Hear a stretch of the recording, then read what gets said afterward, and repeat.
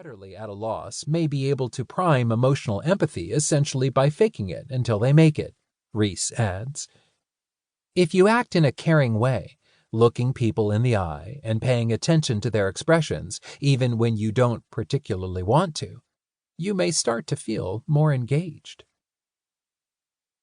Empathic concern, which is closely related to emotional empathy, enables you to sense not just how people feel, but what they need from you. It's what you want in your doctor, your spouse, and your boss. Empathic concern has its roots in the circuitry that compels parents' attention to their children.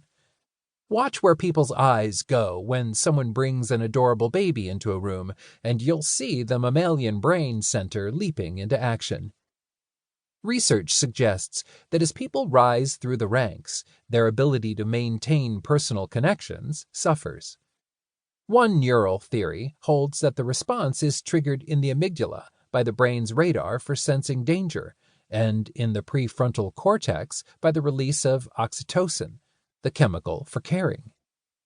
This implies that empathic concern is a double-edged feeling. We intuitively experience the distress of another as our own.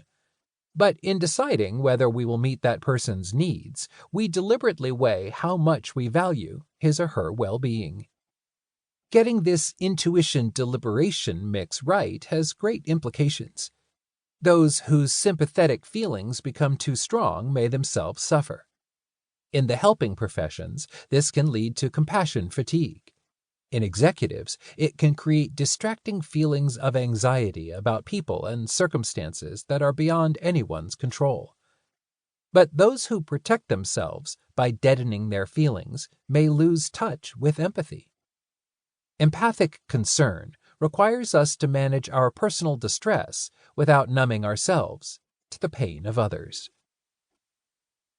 When empathy needs to be controlled.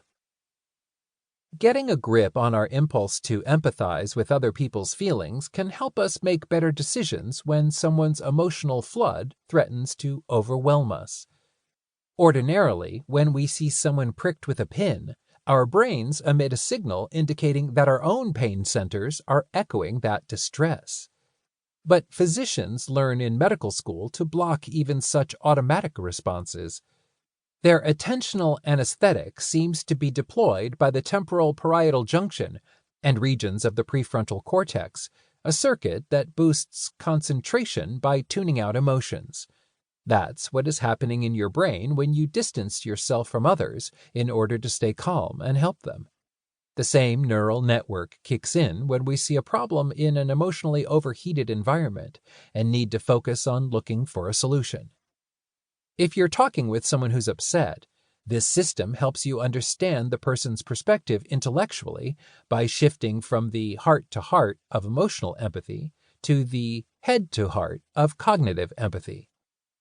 What's more, some lab research suggests that the appropriate application of empathetic concern is critical to making moral judgments.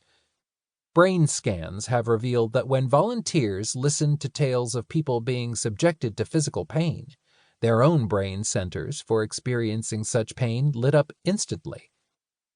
But if the story was about psychological suffering, the higher brain centers involved in empathic concern and compassion took longer to activate. Some time is needed to grasp the psychological and moral dimensions of a situation.